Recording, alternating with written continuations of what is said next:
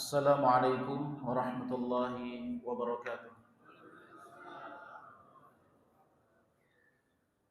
Alhamdulillah, alhamdulillahilladzi hadana li hadza wa ma kunna linahtadiya laula an hadana Allah. Asyhadu an la ilaha illallah wahdahu la syarika lah wa asyhadu anna Muhammadan abduhu wa rasuluh. Allahumma salli wa sallim ala Muhammad wa ala alihi wa ashabihi wa ala kulli man sara ala nahji ila yaumiddin, amma ba'd. Allahumma ja'al jam'ana jam'an marhuma wa tafarruqana min ba'dihi tafarruqan ma'suma wa la taj'al minna wa la ma'ana syaqiyan wa la mahruman wa la matruda.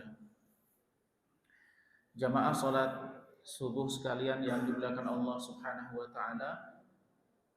Alhamdulillah, pada kesempatan pagi hari ini Allah pertemukan kita di hari yang ke-25 dari bulan Ramadan.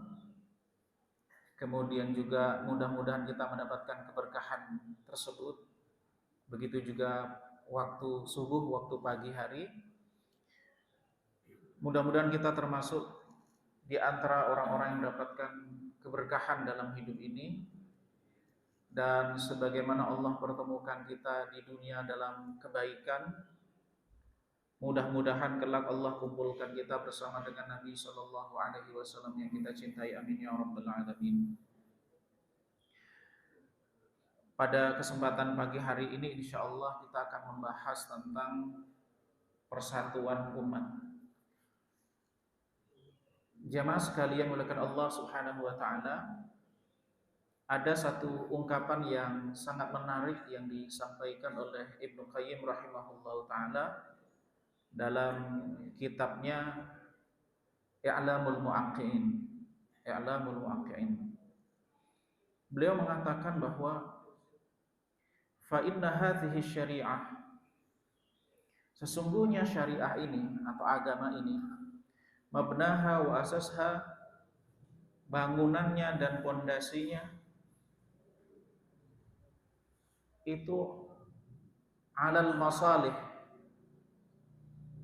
atas dasar kemaslahatan, ala maslahatil ibad, atas dasar kemaslahatan hamba, fil ma'ashi wal ma'ad, baik kehidupan dunia maupun akhirat.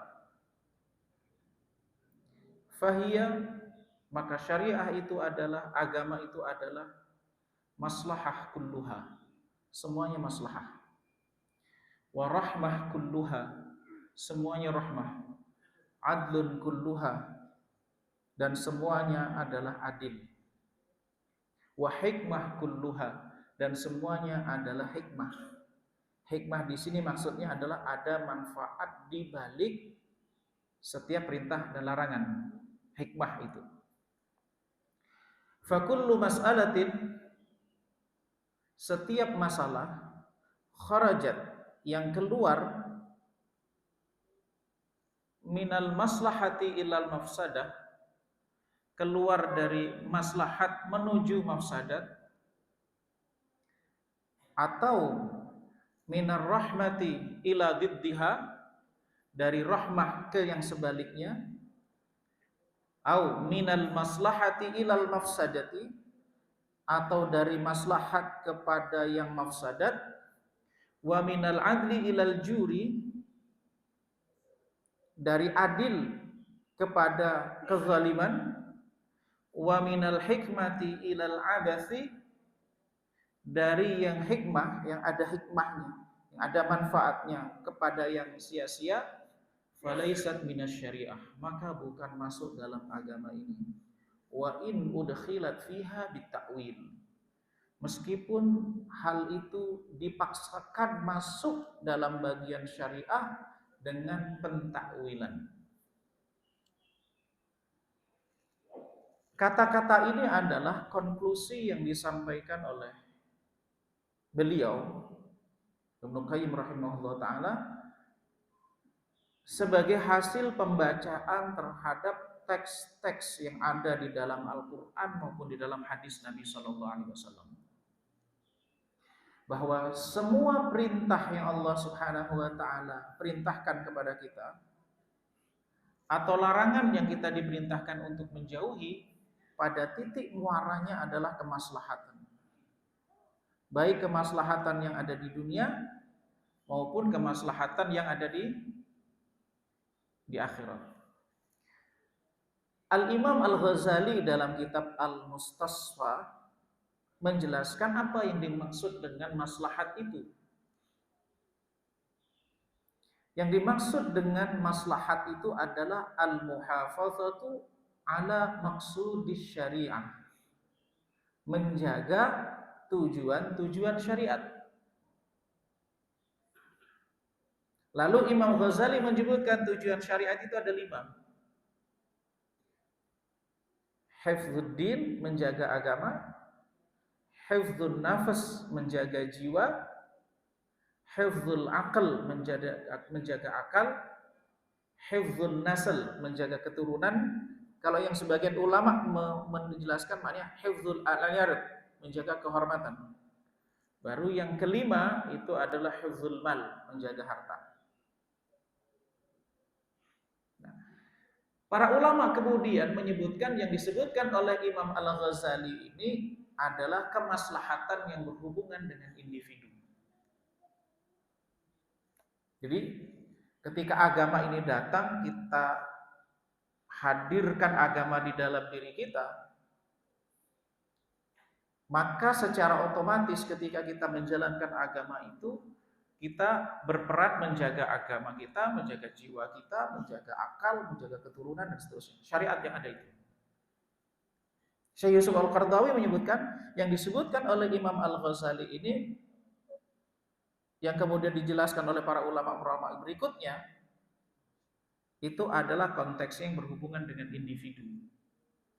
Ternyata di dalam agama itu bukan hanya kemaslahatan yang sifatnya individu, tapi juga ada kemaslahatan yang berhubungan dengan keluarga, berhubungan dengan masyarakat, berhubungan dengan umat manusia. Jadi kalau yang disebutkan tadi, yang 5 tadi, itu secara spesifik konteksnya individu.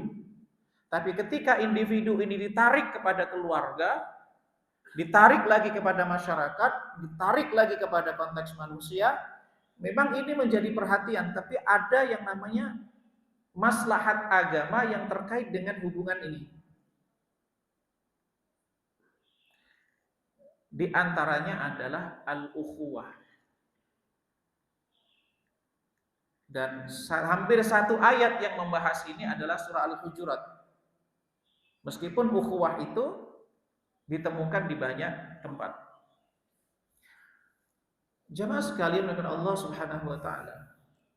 Persoalan ukhuwah atau persaudaraan atau yang kemudian kita bahasakan dengan bahasa persatuan, itu termasuk tema yang dibahas di banyak tempat di dalam Al-Qur'an.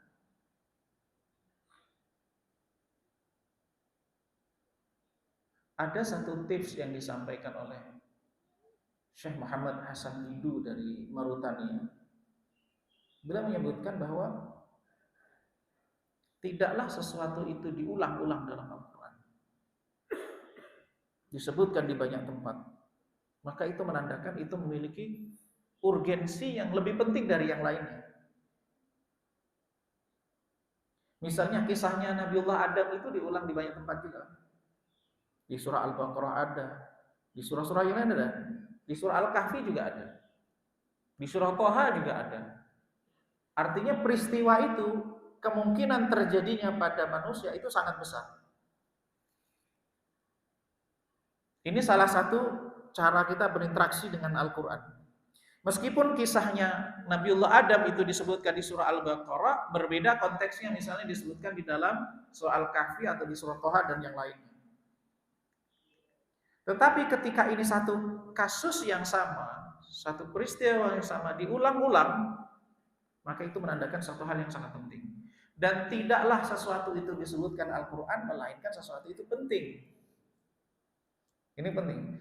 Tidaklah sesuatu itu disebutkan dalam Al-Quran, melainkan sesuatu itu penting. Karena Al-Quran itu adalah petunjuk manusia, petunjuk Allah untuk manusia, nggak mungkin menyebutkan sesuatu yang nggak penting. Tapi antara satu tema dengan tema yang lainnya, bisa jadi tingkat urgensinya berbeda. Nah, itu disebutkan oleh banyak ulama bahwa, dan Ibnu Qayyim juga, Ibnu Taimiyah rahimahullah ta'ala juga menyebutkan, di dua tempat di Majmu' Fatawa itu, yang satu menyebutkan dengan kata al-wara', yang satu menyebutkan dengan istilah al-aqil, orang yang cerdas. Orang yang cerdas itu bukanlah orang yang ya'lam al-haram, ya'lam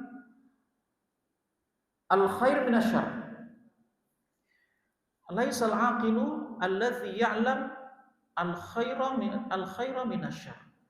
Bukanlah orang yang cerdas itu orang yang mengetahui yang baik dari yang buruk. Wa innamal aqil, tetapi orang yang cerdas, orang yang berakal itu, orang cerdas itu adalah alladzi ya'lamu khairal khairaini wa syarra syarrain. Orang yang cerdas itu menurut Ibnu Taimiyah di dalam Majmu' Fatawanya, bahwa orang yang tahu mana yang baik dari dua, mana yang lebih baik dari dua perkara yang baik, dan mana yang lebih buruk dari dua perkara yang buruk. Nah, maka perkara di dalam agama itu, baik perintah maupun larangan, itu tidak semuanya satu level. Dan tidak semuanya, misalnya baik perintah maupun larangan, tidak semuanya satu level. Secara hukum itu ada yang sifatnya wajib, ada yang sifatnya sunnah. Yang larangan ada yang sifatnya haram, dan ada yang sifatnya makruh. Yang haram pun itu levelnya berbeda-beda. Ada yang haram disepakati oleh para ulama, tidak ada khilaf, dan ada yang diperselisihkan di antara ulama. Ini yang perintah, yang sifatnya wajib, level wajibnya. Ada yang fardu ain dan ada fardu kifayah. Yang haram itu ada yang haram disepakati dan ada yang haram diperselisihkan di antara ulama. Tentu yang disepakati itu jauh lebih tinggi daripada sesuatu yang diperselisihkan. Nah, tema ukhuwah di dalam Al-Quran itu termasuk tema yang disebutkan di banyak tempat. Dan tidaklah di Al-Quran disebutkan kata dan turunannya, di Al-Quran maupun di dalam hadis, yang menggunakan kata ukhuwah, innamal mu'minuna ikhwah. Sesungguhnya orang-orang beriman itu bersaudara. Atau misalnya hadis Nabi SAW, la yu'minu ahadukum hatta yuhibba li akhihi ma yuhibbu li nafsihi. Tidaklah beriman seseorang atau sempurna imannya kecuali dia menginginkan untuk saudaranya apa yang ia inginkan untuk dirinya. Ini kadang-kadang yang terjemahkan, tidaklah sempurna iman seseorang sampai dia mencintai saudaranya sampai mencintai sebagaimana mencintai dirinya. Itu terjemahan yang kurang tepat. Karena di dalam hadis ini yuhibba li akhihi, maksudnya adalah menginginkan, ingin untuk saudaranya apa yang ia inginkan untuk dirinya. Kata li akhihi untuk saudaranya ini tidak dimaknai saudara darah. Maka setiap kata-kata yang bermakna saudara di dalam Al-Quran, kecuali mungkin tentang waris, itu adalah bermakna hubungan sesama muslim. Berbeda dengan ikatan al-arham.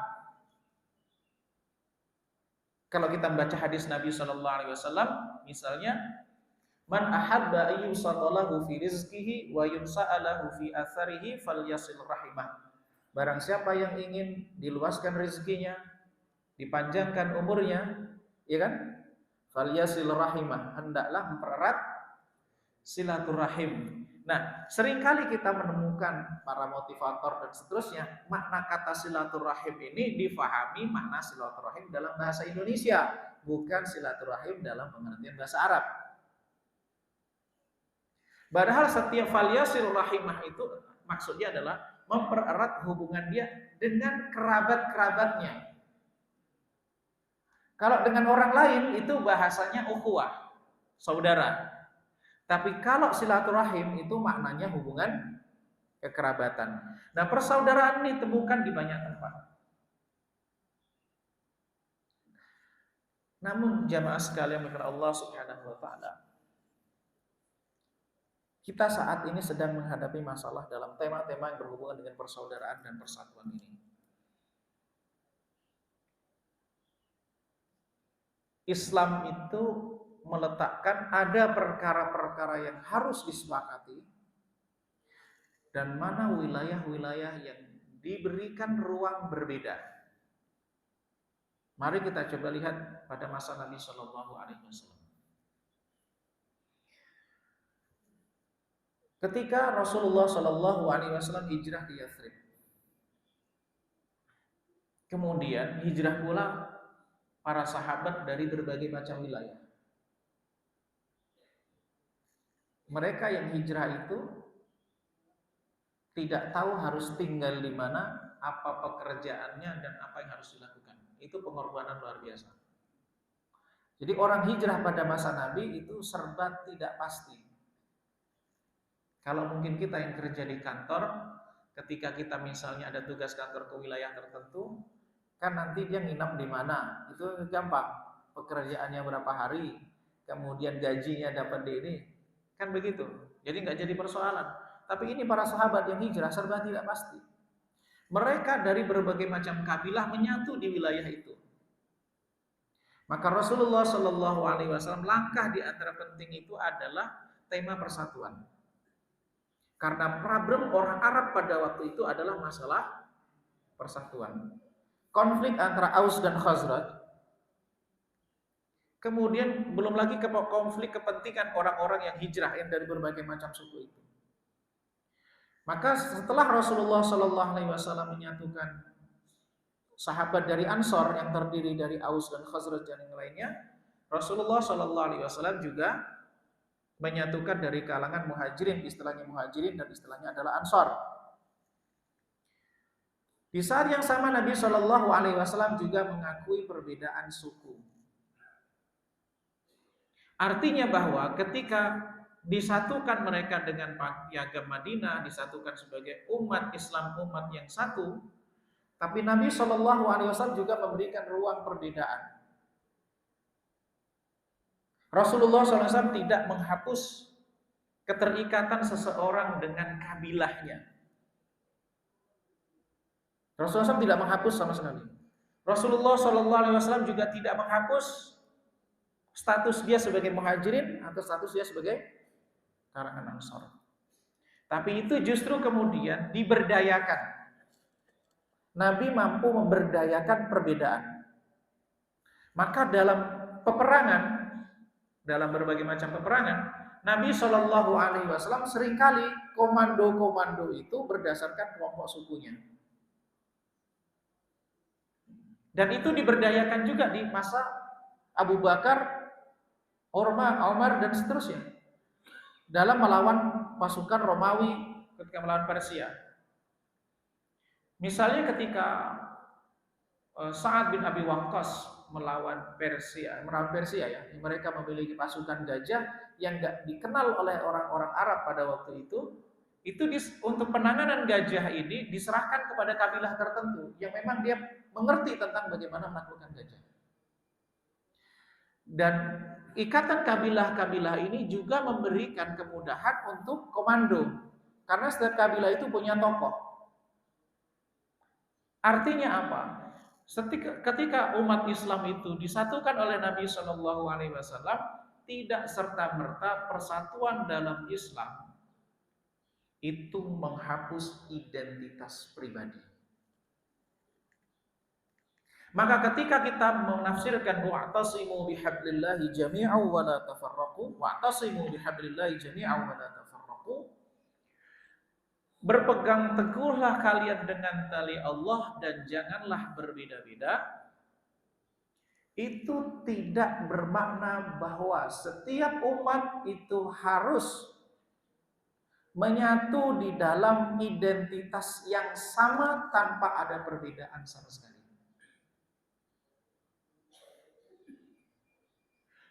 Maka di antaranya misalnya seorang tokoh ulama Ahmad Ar-Raisuni itu menulis kitab namanya Al-Ummatu Hiyal Asl. Umat itu adalah asal. Dalam kajian beliau bahwa persatuan umat Islam itu tidak menafikan adanya perbedaan identitas kenegaraan. Bahwa di masa Islam dulu kan semuanya di masa Al-Khulafa Ar-Rasyidin, Daulah Umayyah itu udah mulai terbagi setelah hilangnya Daulah Umayyah. Itu semuanya tunduk di dalam satu identitas, satu yang sama.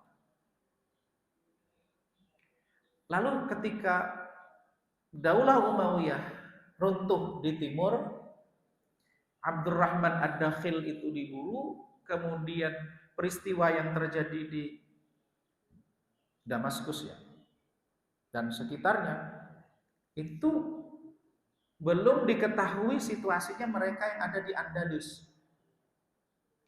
Maka ketika Abdurrahman Ad-Dakhil itu datang ke Andalus, dia menjelaskan bahwa dia adalah keturunan dari Umayyin, maka didaulatlah dia, disambut hingga menyatukan lagi perbedaan di sana dan berdirilah Daulah Umayyah di barat. Yang di timur berdiri Daulah Abbasiyah. Jadi semenjak itu ada dua kekhilafahan, kepemimpinan Islam. Kepemimpinan Islam yang ada di timur, kepemimpinan Islam yang ada di barat. Dan para ulama kemudian tidak menafikan adanya perbedaan itu. Oleh karena itu, ketika saat ini misalnya kenyataan yang ada, terlepas latar belakangnya apa, perjanjian Sykes-Picot, kemudian dan yang lainnya, dunia Islam dipecah-pecah dari berbagai macam negara dan seterusnya, tapi kenyataan yang kita hadapi saat ini bahwa dunia Islam itu terbagi dalam berbagai macam negara. Jangan lantas kemudian makna kita memaknai persatuan umat Islam itu bahwa negara-negara yang sudah ada ini harus melebur menjadi satu. Karena sejujurnya perbedaan-perbedaan ini tidak bertentangan dengan persatuan.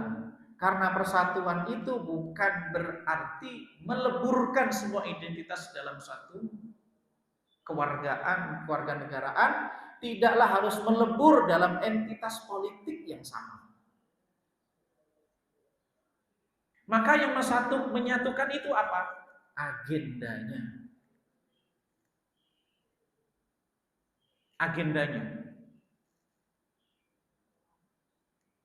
Misalnya, antara Indonesia dengan Malaysia, apakah harus melebur menjadi satu negara yang sama? Tidak. Tetapi yang kita inginkan adalah kita memiliki agenda yang bersama untuk kemaslahatan bersama. Kalau kemudian upaya untuk meleburkan menjadi satu itu justru mendatangkan madarat,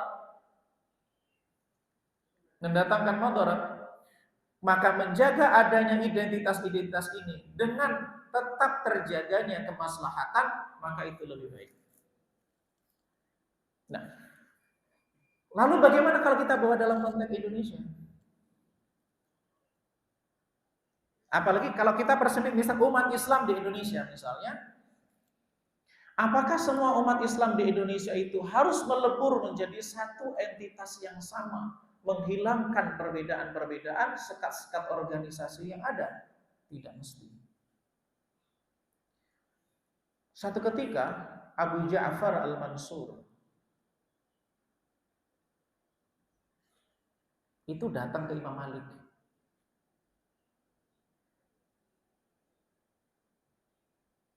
Dia usul kepada Imam Malik, dan ini ternyata bukan yang pertama. Maksudnya bukan satu-satunya khalifah yang itu. Dia ingin jadikan kitab Muwatta. Kitab Muwatta karyanya Imam Malik itu dijadikan sebagai standar beragama di dunia Islam.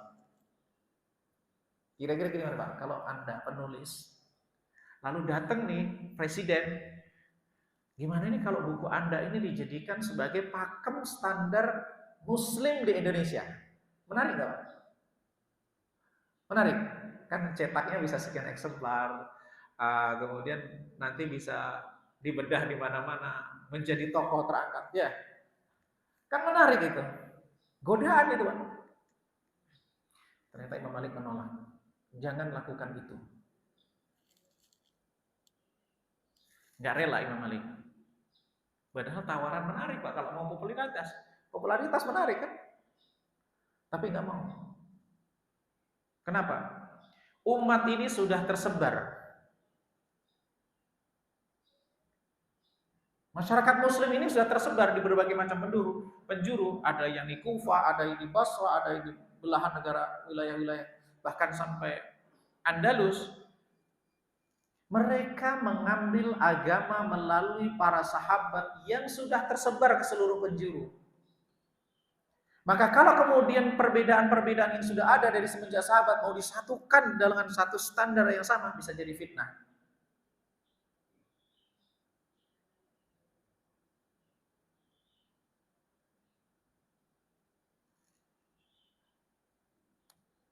Maka ada logika yang berbeda Pak, antara ulama dengan penguasa.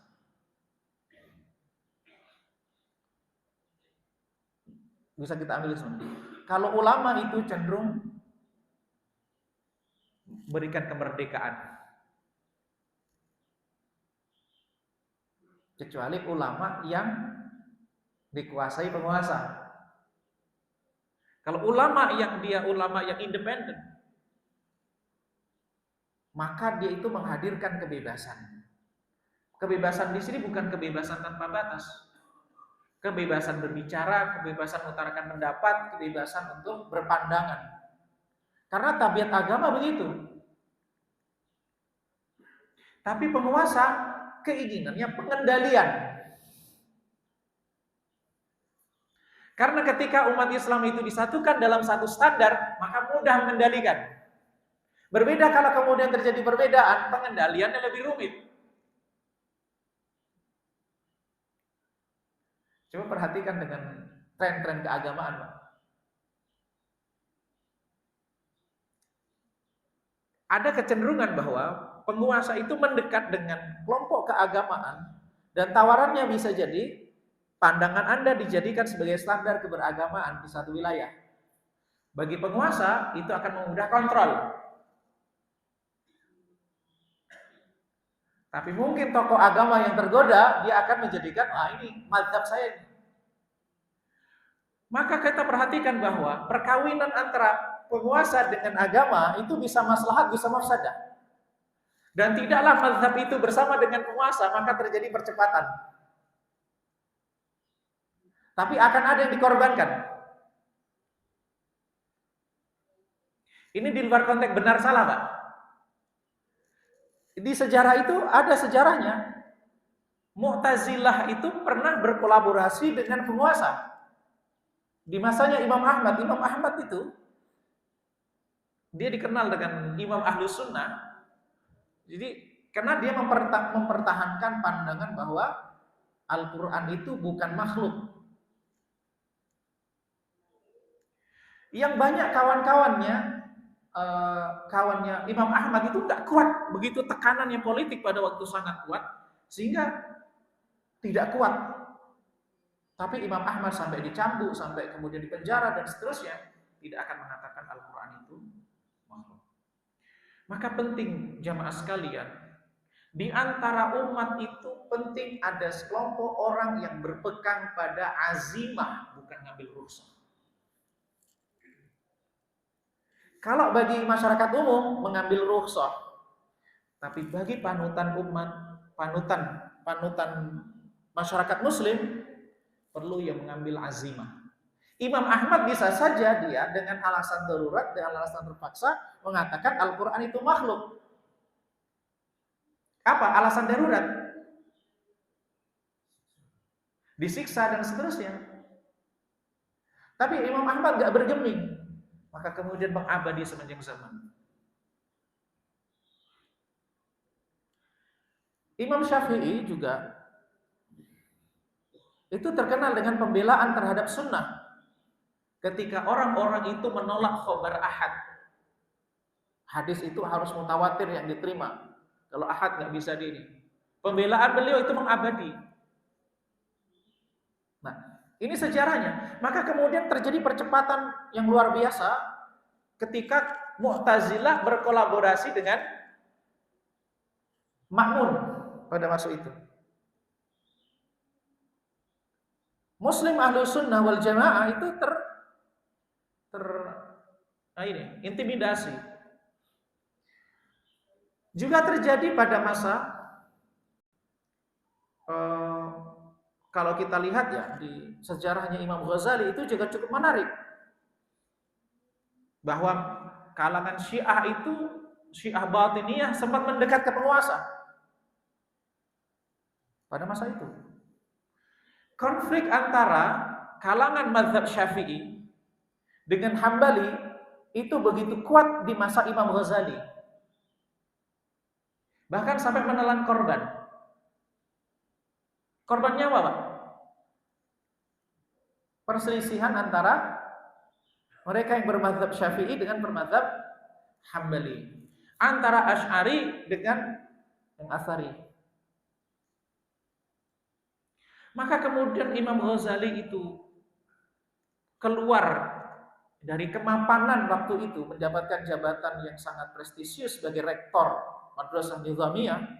Kemudian karena pada waktu itu ulama sibuk dengan perdebatan fikih yang kering dari nilai keagamaan, nilai-nilai spiritual, akhirnya kemudian berkelana memperdalami kembali, keluarlah Ihya Ulumuddin. Maka kita membaca kitab Ihya itu penting juga dengan dasar-dasar yang dimiliki Imam Ghazali, juga kita pahami dengan situasi politik yang pada waktu itu ada. Jadi kalau saat ini jamaah sekalian, ada konflik-konflik tema-tema yang saat ini di tengah masyarakat, itu sebagian adalah tema yang sudah terjadi di masa lalu. Misalnya tema tentang perdebatan asma wa sifat, itu sudah ada dari zaman itu. Ada satu karya yang menarik, Hakadza zahara jailu Salahuddin. Beginilah munculnya generasi Salahuddin. Itu dipaparkan bagaimana konflik umat muslim, perdebatan masalah asma wa sifat dalam persoalan furu-furu akidah, bahkan sampai terjadi pembunuhan gara-gara sengketa semacam itu. Jadi kalau saat ini kemudian di tengah masyarakat muslim ini dimunculkan kembali tema-tema itu. Tema-tema perdebatan, mohon maaf, sekarang kan kelompok-kelompok membangkitkan kembali tema-tema yang, apalagi tema-tema yang tidak produktif, itu sebenarnya tema yang sudah dibayar oleh orang terdahulu. Kenapa kita harus membayar kembali? Seperti contoh misalnya begini, satu tema yang kadang diangkat, orang tua Nabi itu di surga atau di neraka?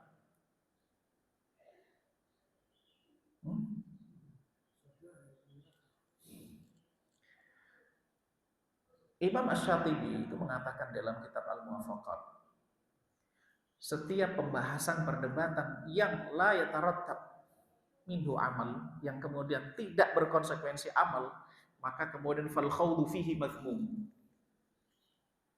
Masuk ke dalamnya, berdebat di wilayah itu mazmum, tercela.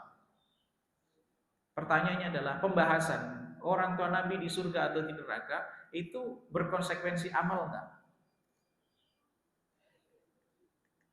Misalnya, saya meyakini orang tua Nabi itu di surga, atau saya meyakini orang tua Nabi itu di neraka, berpengaruh terhadap amal secara langsung nggak? Nggak ada pengaruhnya. Tetapi tema ini kemudian menyita energi sebagian muslim, yang kemudian sampai berdebat sampai kemudian memecah belah ukhuwah. Persoalan. Masalah orang tua Nabi disebutkan di Quran nggak? Maksudnya secara eksplisit? Nggak disebutkan. Nggak disebutkan kan? Nggak disebutkan. Mohon maaf, perdebatan misalnya masalah bagaimana hukum ziaratul kubur, bagaimana disebutkan dalam Al-Quran nggak? Nggak disebutkan. Ziaratul kubur. Tapi kemudian tema-tema sebagian tema ini kemudian menjadi sekat-sekat antara kelompok umat muslim. Berarti kalau dia ziarah kelompok ini, kalau enggak begitu gini. Kalau dia meyakini ini berarti kelompok ini, kalau ini kelompok ini. Kan tema-tema ini sebenarnya perkara-perkara furu'. Tidak disebutkan di dalam Al-Quran, bahkan kalau disebutkan hadis Nabi, cuma mungkin satu hadis. Ulama pun kadang-kala menyebutkannya sunnah. Nggak mengatakan wajib. Lalu kenapa perkara sunnah ini harus mengorbankan perkara yang wajib? Misalnya, mohon maaf, masalah kunut. Kunut itu kan perkara perselisihan di antara ulama, ya kan? Belum lagi misalnya masalah jumlah rakaat sholat tarawih. Ada nggak ulama yang mengatakan sholat tarawih itu wajib? Kan nggak ada. Tapi kenapa kemudian perbedaan kita tentang masalah rakaat itu menjadikan, oh kalau dia jumlahnya sekian kelompok sana, kalau rakaatnya jumlahnya ini sekian berarti kelompok kami.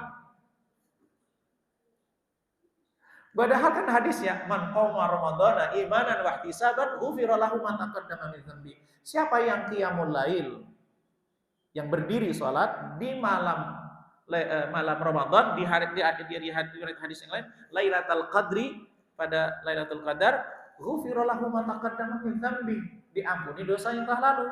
Lah, kemudian kita ini kan mengharap ampunan dosa. Lalu kenapa kita membuat dosa yang lebih besar?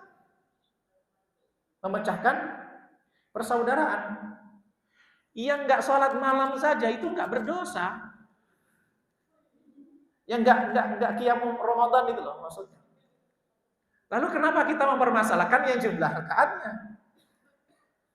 Pertanyaannya adalah, kalau orang sholat 2 rakaat saja setelah sholat isya, sholat 2 rakaat saja, sholatnya diterima enggak?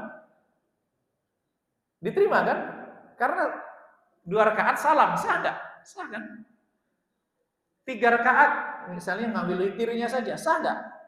Sah. Nah gini, perkara yang wajib di dalam agama ini, biasanya ini perkara yang primer. Perkara yang sunnah ini, biasanya adalah perkara yang tersier. Perkara yang tersier. Perkara pelengkap. Saya berikan contoh. Zakat dan sedekah umum. Zakat itu hukumnya wajib. Untuk menutup kebutuhan yang sifatnya primer, sekunder, tersier. Kira-kira nih ada orang, Pak, saya mau beli kulkas baru, kulkas rumah sudah baru, saya minta zakatnya dong, cocok nggak? Tapi ada orang nih sakit parah, nggak ada uang, darurat nggak? Boleh dari dana zakat? Boleh. Zakat itu wajib untuk menutupi kekurangan di primer. Begitu juga masalah ukhuwah, menjaga ukhuwah. Itu termasuk wajib. Berarti menjaga ukhuwah itu termasuk bagian dari primer. Sedangkan masalah sholat ini adalah perkara hukumnya sunnah. Berarti dia berhubungan dengan masalah yang sifatnya pelengkap, bukan yang utama. Jangan sampai kemudian kita memprioritaskan yang pelengkap, mengorbankan yang utama. Ada satu pembahasan yang menarik yang disampaikan oleh Syekh Salman Audah di dalam karya ini.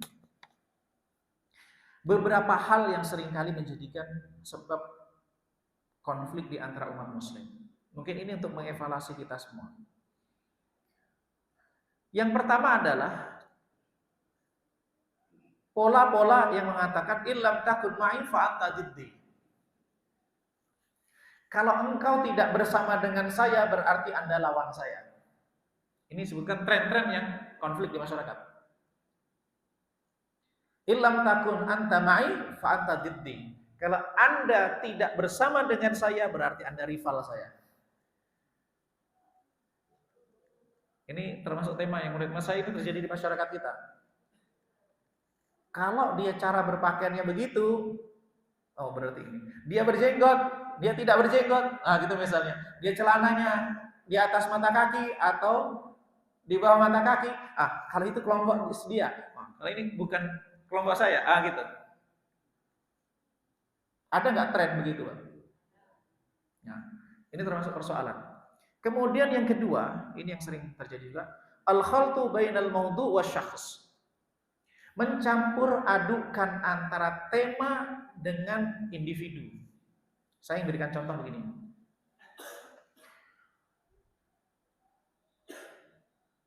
Ini mencampur adukan antara penghormatan dan kesepakatan. Misalnya nih, ada seorang ustadz berpendapat, saya berbeda pendapat dengan dia. Apakah maknanya saya tidak menghormati dia?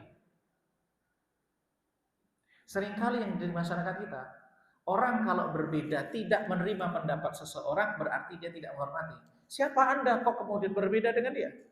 Kan gitu bisa. Nah, kita harus membedakan antara penghormatan terhadap individu dengan pengkultusan. Itu sesuatu yang berbeda. Menghormati seseorang tidak niscaya saya harus sependapat dengan dia dalam segala hal. Dan ini ternyata juga terjadi di zaman para ulama. Misalnya Abu Hanifah itu punya dua murid, namanya Muhammad ibn Hasan Asy-Syaibani dengan Abu Yusuf.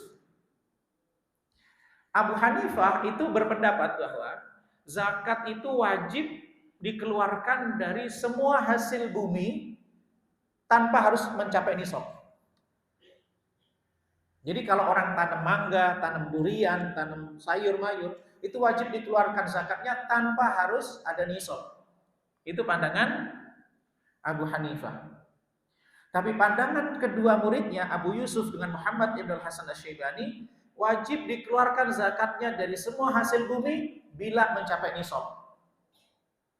Apakah maknanya Abu Yusuf dengan Muhammad ibn Hasan Asy-Syaibani tidak menghormati Abu Hanifah? Kan juga tidak. Nah, ini seringkali juga terjadi di masyarakat. Kita ini mencampur adukan antara penghormatan dengan pengkultusan. Kita ini terjebak tidak bisa membedakan antara temanya apa, individunya apa. Oke. Kemudian berikutnya adalah kita ini rendah dalam bahasa dialog. Tadani lughat al-hiwar. Kadang-kala kita mengambil pola-pola yang terjadi di kalangan orang-orang masyarakat kita, misalnya kalau yang belajar di Timur Tengah, bahasa-bahasa yang dituturkan dibawa ke sini. Cara berdialog kita itu berbeda. Kita harus memperhatikan kultur dan budaya yang ada pada kita. Kemudian berikutnya adalah al-jadal al-aqim, dialog yang kering, tidak ilmiah. Saya berikan contoh gini, Pak.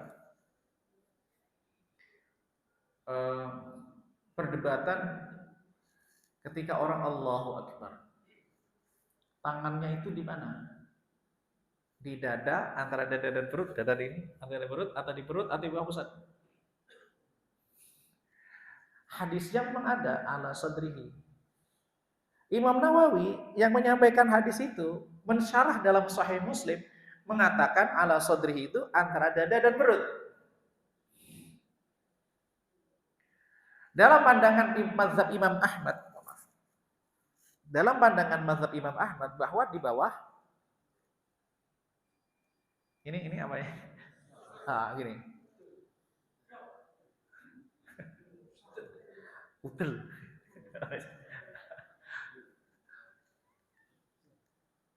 Kalau kita baca di dalam pandangan mazhab begitu. Kemudian sebagian ulama mengatakan bahwa ini perkara yang luas. Mau di sini, mau di antara dada dan perut, mau di perut, mau di bawah, enggak menjadi masalah.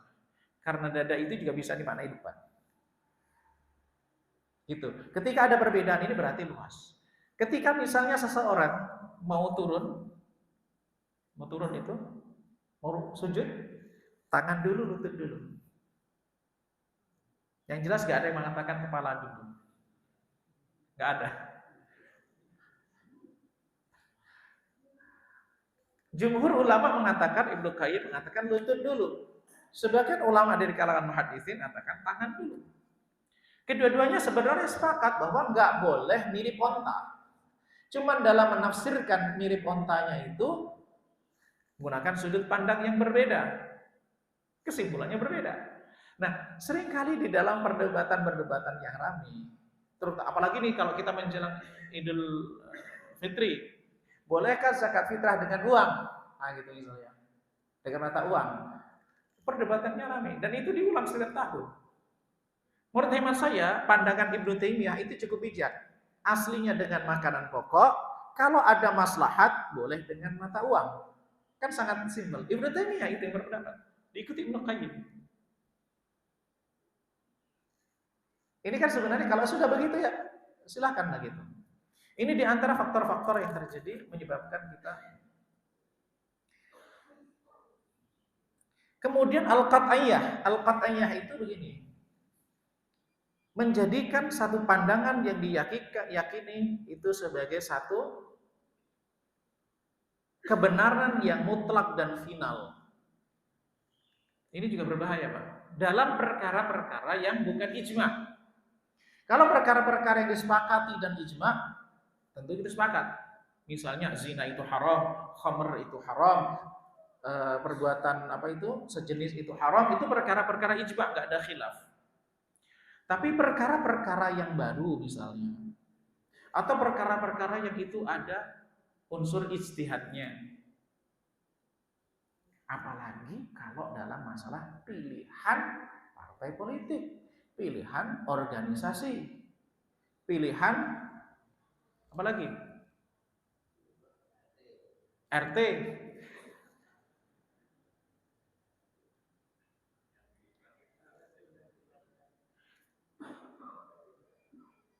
Ini bukan sifatnya qat'i, yang kemudian menjadikan kita untuk memutuskan perkara yang qat'i. Begini, jangan sampai kita memutuskan perkara yang sifatnya qat'i, dasarnya bukan qat'i.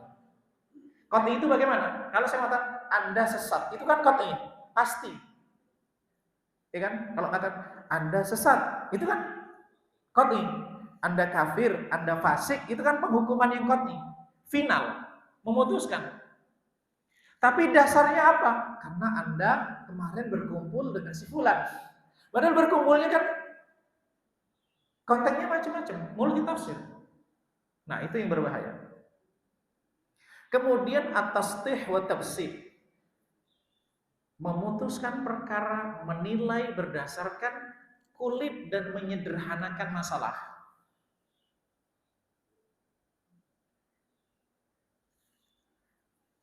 Pilihan mazhab,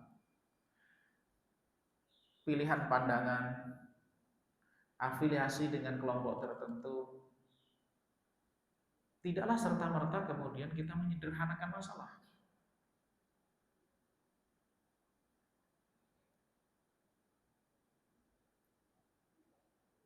Pandangan-pandangan keagamaan itu juga menjadi ini. Kemudian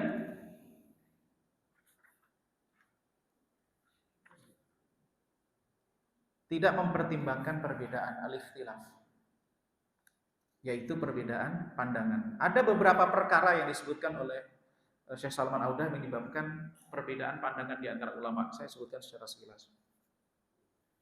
Apa hal-hal yang menimbulkan potensi terjadinya khilaf di antara umat? Yang perbedaan yang memungkinkan terjadi, yang itu diberikan ruang oleh Islam. Pertama, perbedaan penerimaan terhadap teks, baik di dalam Al-Quran maupun di dalam hadis. Ini juga disebutkan oleh Ibnu Taimiyah dalam Raf'ul Malam an A'immatil A'lam. Satu karya tipis, itu kurang lebih 76 halaman atau sekitar. Tapi cukup menarik. Jadi beliau mengatakan begini, tidak ada ulama yang sengaja menolak hadis Nabi. Ini harus dijadikan prinsip, Pak. Tidak ada di antara ulama itu yang kita yakini ulama itu dengan akhlak yang bagus dan seterusnya, ulama yang mu'tabar. Itu yang sengaja menolak hadis Nabi. Misalnya kata ini hadis Nabi, saya nggak mau ambil itu. Tidak ada. Toh kalau kemudian ada satu hadis, lalu ada sebagian ulama mengambilnya, sebagian ulama tidak mengambilkan disebabkan oleh beberapa hal. Misalnya gini, hadis yang sampai ke saya, jalur saya itu dhaif sanadnya. Tapi yang sampai kepada jalur yang lain itu sahih. Konsekuensinya adalah karena ini lemah, saya tidak bisa jadikan dasar. Yang beliau melihatnya ini sahih, dijadikan dasar. Bisa dipahami? Ini yang pertama. Yang kedua, sama-sama sahih, sama-sama. Jalur sanadnya saya terima, ini sahih, jalur benar. Ini jalurnya benar, tapi saya memahaminya berbeda. Misalnya, man mata wa alaihi shaum shoma anhu waliyuhu atau kama qala Nabi sallallahu alaihi wasallam. Siapa yang meninggal dan dia ada kewajiban berpuasa, maka walinya berpuasa, maksudnya anaknya atau saudaranya. Misalnya ada orang punya hutang nazar atau punya hutang puasa Ramadan, belum sempat atau dia ya ditunda-tunda tapi belum qada. Apa yang harus dilakukan? Kalau dalam mazhab Syafi'i, fidyah. Kalau di dalam mazhab Hanafi, bisa keluarganya berpuasa. Niatnya gini, saya berpuasa, niatnya misalnya orang tua saya punya hutang puasa, saya berpuasa atas nama beliau, misalnya gitu. Imam Nawawi boleh dua-duanya. Kenapa? Dalam mazhab jumhur, pendapat mayoritas dalam mazhab Syafi'i, tidak mengqadha, padahal ada hadis. Dia tahu hadis itu sampai. Pandangannya adalah puasa itu ibadah fisik. Ibadah fisik itu nggak bisa diwakilkan ke orang lain, maksudnya nggak digantikan orang lain. Oleh karena itu, karena puasa itu ibadah fisik seperti sholat, maka dia membayarnya dengan fidyah. Lalu bagaimana dengan hadis itu? Itu khusus untuk puasa yang sifatnya kafarat atau puasa nazar, bukan Ramadan. Tapi dalam Imam Nawawi berpendapat boleh, mau ini silakan, mau fidyah silakan, mau diqadha silakan. Itu salah satu pandangan yang terjadi. Kemudian berikutnya yang menyebabkan perbedaan itu adalah perbedaan sudut pandang dalam membaca realita. Ini yang sering terjadi, Pak. Terutama perkara baru. Saya berikan ilustrasi sederhananya tadi. Ketika orang mau sujud, tangan dulu atau lutut dulu? Khilaf kan? Tapi semuanya sepakat, nggak boleh mirip onta. Maka dilihatlah onta. Onta itu kalau dia turun nih mau apa? Apanya? Dobrok orang dia bilang. Mau duduk ya, gitu. Yang ditekuk itu yang apanya, Pak? Kakinya, tangannya? Tangannya, kakinya? Emang onta punya tangan, Pak? Yang depan itu tangan apa? Kaki depan ya. Jadi gini kan, kaki depan dulu baru turun. Yang mengatakan tangan dulu baru lutut, dia melihat itu kan onta yang ditaruh lututnya dulu. Maka orang yang turunnya lututnya dulu mirip onta katanya gitu. Yang berpendapat bahwa lututnya dulu itu yang sunnah, yang tangan bukan sunnah, melihat itu onta yang turun bagian depan dulu. Depan dulu, baru belakang. Jadi kalau yang turun depan dulu berarti mirip onta. Paham maksudnya? Dia nggak melihat kakinya, tapi melihat depannya. Kalau yang satu tadi melihat kakinya. Sama-sama sependapat nggak boleh mirip onta, membaca onta turunnya berbeda. Dan ini jamaah sekalian yang sering kali menjadi polemik di masyarakat. Bukan dalilnya, bukan pemahaman fikihnya, tapi pembacaan terhadap realitanya. Realita yang lapangan. Itu yang sering terjadi. Semakin lengkap informasi yang dimiliki, maka semakin baik keputusan yang diambil. Contohnya, kan seringkali kita di masyarakat itu lebih baik ikut yang mana? Yang 20 atau 23?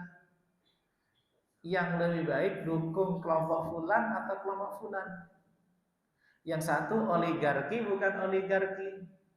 Ternyata semuanya oligarki. Ini kalau di polemik mono ini kan 924. Hampir semua calon itu nggak bisa lepas dari oligarki kok. Nggak bisa lepas. Siapapun dia.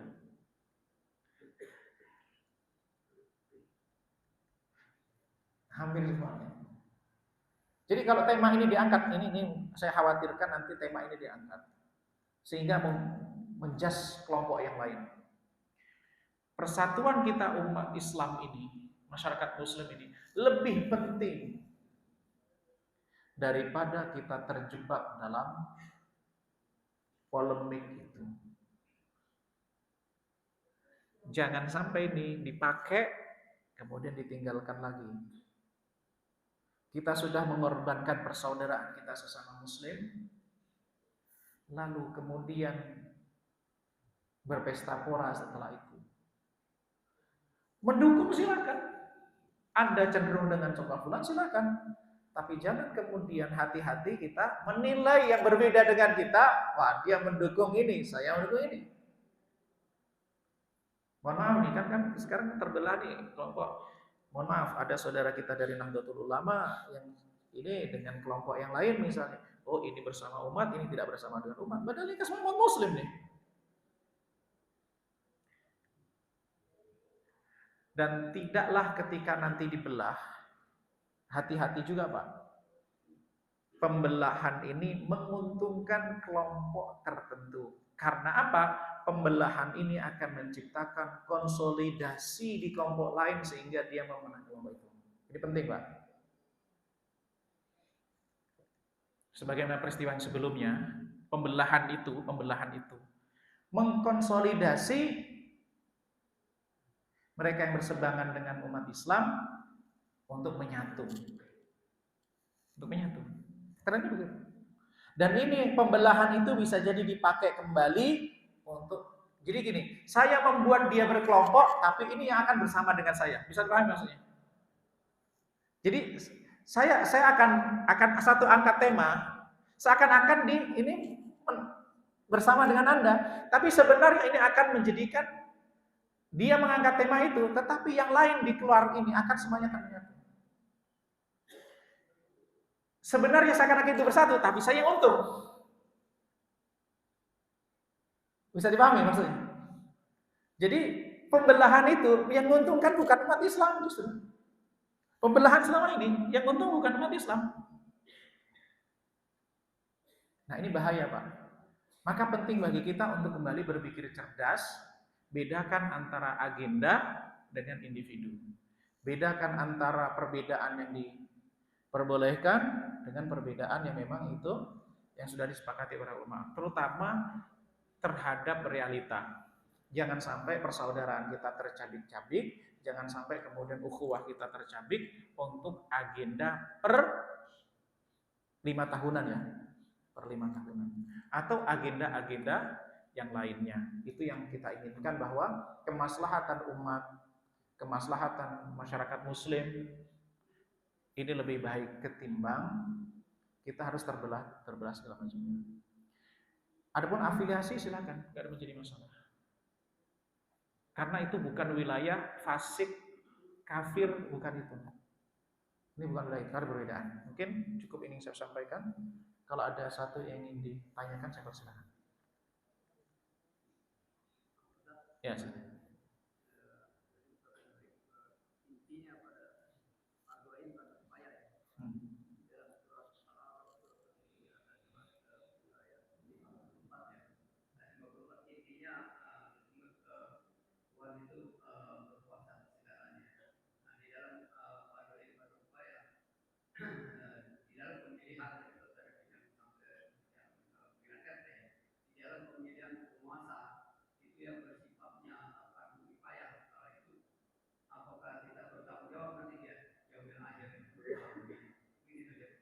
Ya, ini pertanyaan menarik.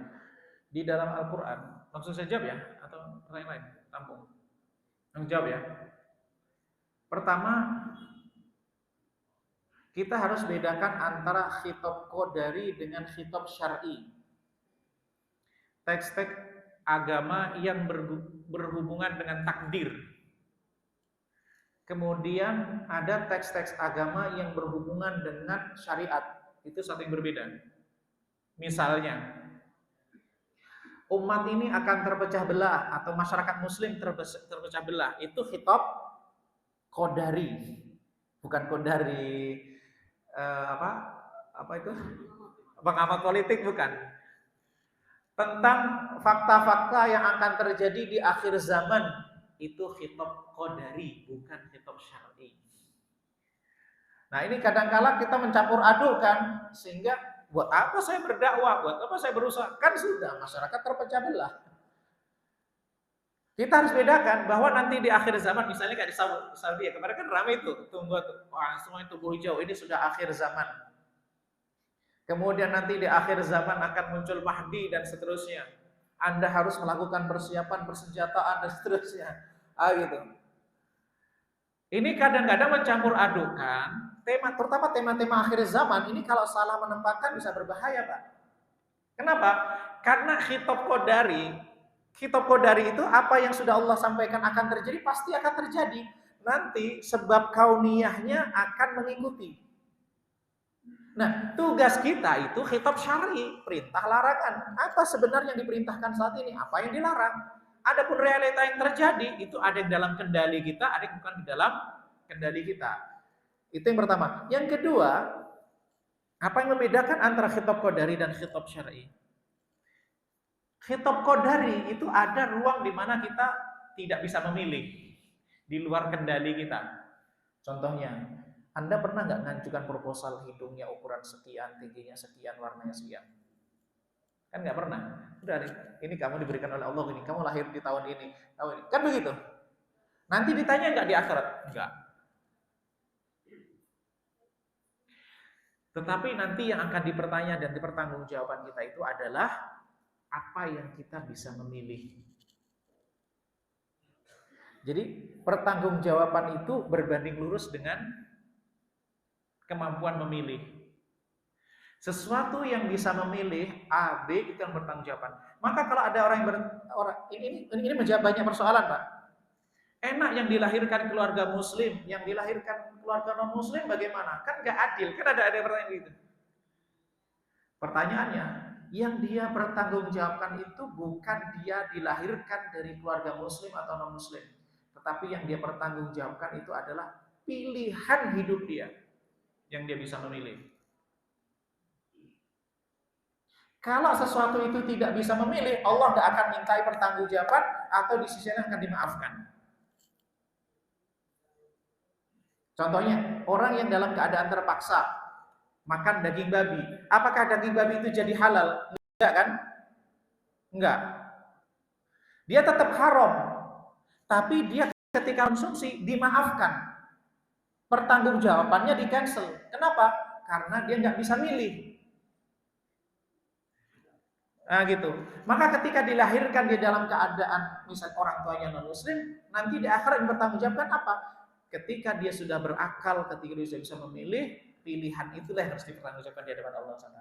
Maka di dalam itu kita menjawab semua banyak persoalan, termasuk misalnya keberpihakan kita dengan siapa itu yang akan menjadi bahan pertanggungjawaban. Ada satu hadis Nabi yang diajarkan kepada Ali bin Abi Thalib. Beliau mengajarkan satu doa. Allahumma hdini wasaddiqni. Dalam riwayat yang lain, Allahumma inni as'aluka al-huda wassadad. Ya Allah, aku minta kepadamu petunjuk dan sadad. Apa itu sadad? Sadad itu kalau orang manah, Pak. Tepat sasaran. Maknanya apa? Huda itu mata kita bisa melihat petunjuk. Si fulan ini perilaku gimana, ini gimana, ini gimana. Itu petunjuk. Tapi tindakan kita, perilaku kita yang tepat, karena sesuatu yang benar itu belum tentu tepat penerapannya. Maka yang perlu kita butuhkan adalah benar dan tepat. Contohnya Umar bin Khattab itu ada 2 kasus pernah. Suatu ketika pencuri tidak dipotong tangan. Alasannya apa? Karena pada waktu itu ada paceklik.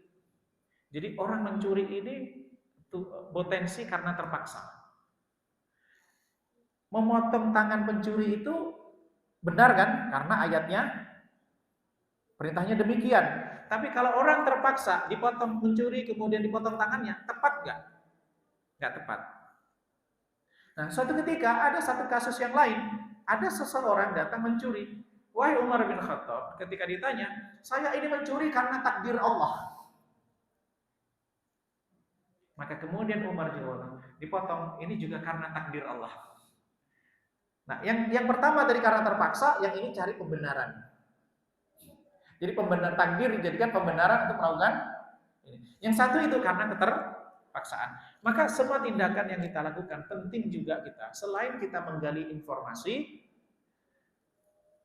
supaya pilihan kita itu tepat, termasuk yang tadi, kita juga perlu melihat kebenaran dan sesuatu yang tepat menempatkan pada tempatnya. Dan diantaranya adalah tanggung jawab kita individu dalam hal pilihan kita. Dan setiap orang itu akan mempertanggungjawabkan dirinya masing-masing. Kurang lebih begitu terkait masalah itu.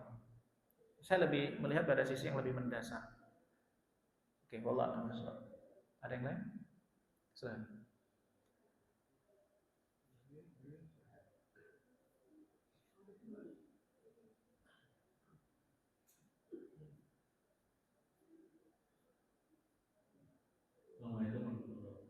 Waalaikumsalam warahmatullahi wabarakatuh.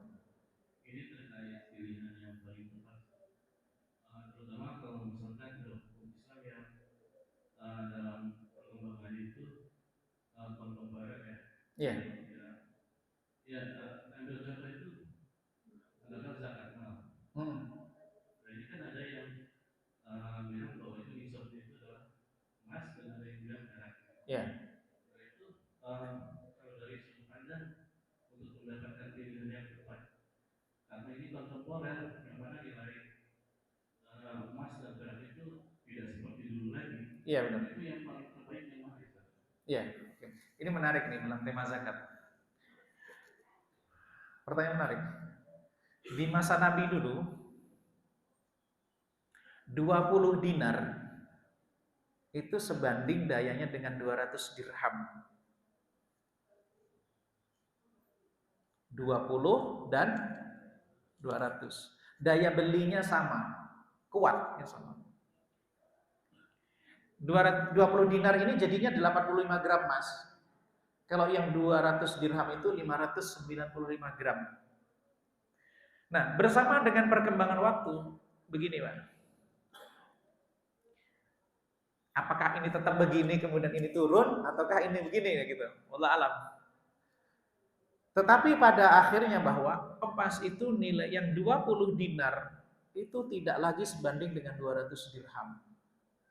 Kalau misalnya 20 dinar itu kurang lebih misalnya 85 gram emas, kalau 1 gramnya 1 juta berarti 85 juta kan? Kurang lebih yang dirham itu setengahnya, Pak. Setengahnya. Nah, di dalam masalah ini ulama ada dua mazhab. Fatwa mayoritas ulama kontemporer menggunakan emas sebagai standar. Karena itu yang lebih stabil dibandingkan dengan ini. Misalnya daya belinya. Di zaman Nabi misalnya kambing itu 1 dinar. Saat ini kambing itu berapa, Pak? 1 dinar itu 4,25 ya. 4,25. Artinya secara daya belinya lebih stabil. Kemudian orang untuk dikatakan kaya kalau standar 85 juta itu sudah layak, berarti dia mencapai sudah kaya lah begitu, sudah cukup.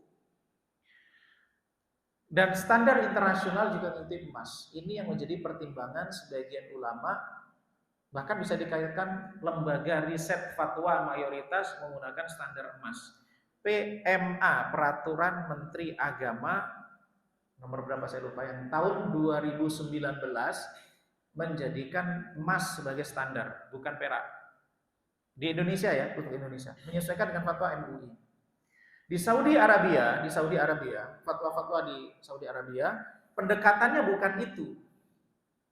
Tapi pendekatannya adalah tetap emas dan perak. Maka kalau sudah mencapai salah satu dari keduanya, maka berarti sudah mencapai nisab. Bisa dipahami, Pak? Kalau yang sebagian besar ulama di dunia internasional itu memilih salah satu. Karena sekarang mata uangnya bukan dinar juga bukan dirham. Maka memilih salah satu karena terjadi perbedaan tadi. Maka pertimbangan apa memilih salah satu? Tadi beberapa pertimbangannya. Tapi di fatwa-fatwa ulama Saudi misalnya itu menggunakan pandangan kedua-duanya tetap. Berarti kalau dia itu mencapai salah satu berarti sudah mencapai nisab. Karena sekarang yang emas perak lebih rendah, maka kalau sudah mencapai perak maka dihukumi mencapai nisab. Dari sisi kemaslahatan fuqara masakin, nisab perak lebih memberikan maslahat. Dari sisi maslahat fuqara masakin. Tapi dari sisi maslahat muzaki, maslahat muzaki atau maslahat bersama, wallahu alam. Tetapi kalau dilihat maslahat fuqara masakin, standar perak 40 juta sudah terkena nisab, sudah kena wajib ini. Cuman prinsipnya bukan hanya maslahat fuqara masakin. Kalau kita lihat di hadis Nabi, iyyaka wa karaima amwalihim. Wahai Muadz, hati-hati jangan ambil harta yang istimewa yang mereka miliki. Wattaqi da'watal mazlum.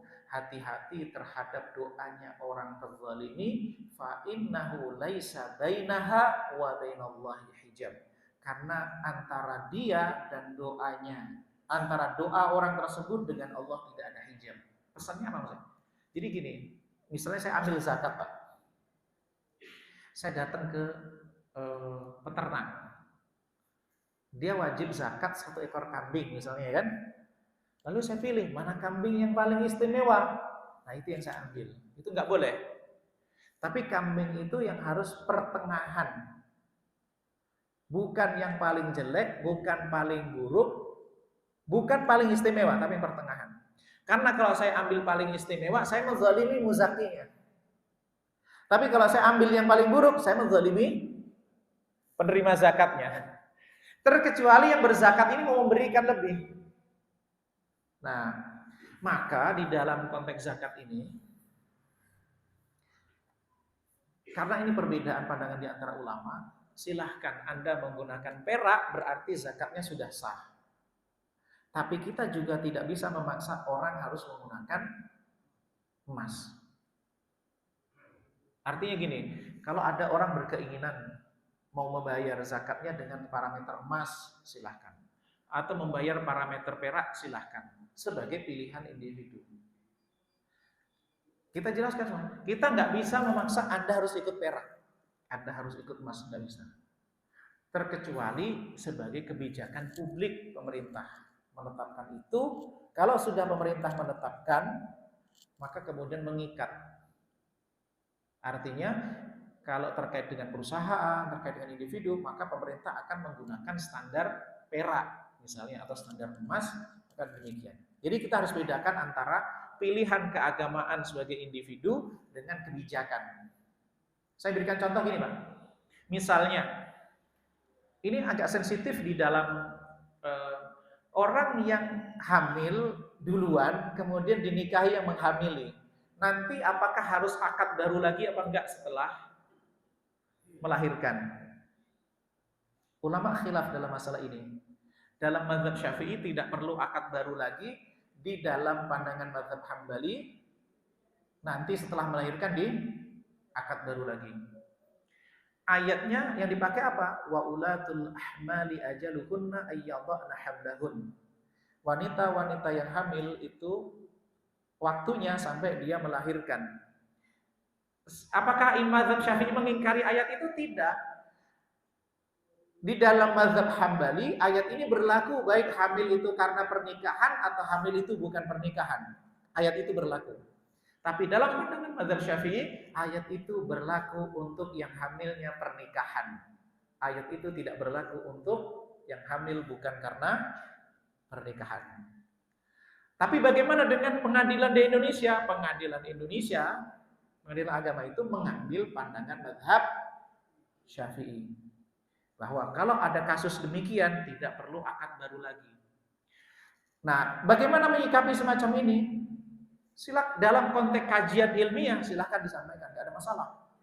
Adapun pilihan individu kembali terbuka. Yang memilih harus akad baru lagi tidak bisa menyalahkan yang tidak akad baru lagi. Ini saya sering menemukan di masyarakat karena dia menemukan barisan, dia itu nanti seumur hidupnya dihukumi zina karena enggak, karena ini ada pandangan dalam mazhab Syafi'i. Bagaimana mengikut dalil? Keduanya ikut dalil. Duanya ada dalil karena dalil itu Al-Qur'an, hadis, ijma dan qiyas. Nah gitu, Pak. Jadi kita harus bedakan antara pilihan pribadi, pilihan keagamaan pribadi sebagai individu dengan pilihan kebijakan negara yang terkait keagamaan. Dan perlu jamaah sekalian, kita ini perlu kesadaran juga, jangan sampai negara terlalu dalam masuk dalam urusan agama, itu bisa berbahaya. Gini, kita harus membedakan wilayah keagamaan yang mana perlu melibatkan pemerintah, ulil amri, dan mana keagamaan yang itu diserahkan kepada individu. Karena kadang kita itu di masyarakat ada semangat keagamaan sehingga semuanya ingin diatur oleh negara. Padahal ketika diatur oleh negara itu bisa jadi berbahaya justru. Ada perkara-perkara. Misalnya orang mau tidur itu cara tidurnya diatur agama nggak? Diatur agama kan? Tapi negara perlu mengatur nggak? Nggak. Coba kalau misalnya setiap warga negara kalau mau tidur harus A, B, C, D, ribet nggak? Gitu. Kira-kira kalau negara itu mengatur urusan ranjang antara suami istri, ribet nggak? Ribet. Maka begitu, agama itu lebih luas, negara itu akan spesifik. Maka kita harus memberikan keluasan pilihan individu dalam konteks keagamaan, mana yang kemudian menjadi wilayah kebijakan. Itu. Jadi sah sebenarnya di antara keduanya. Tapi kalau misalnya Anda atau di antara kita lebih cenderung, saya lebih pilih perak supaya ini, katanya pilih emas, silakan, tidak menjadi masalah. Wallahu a'lam bishawab. Gimana? Cukup?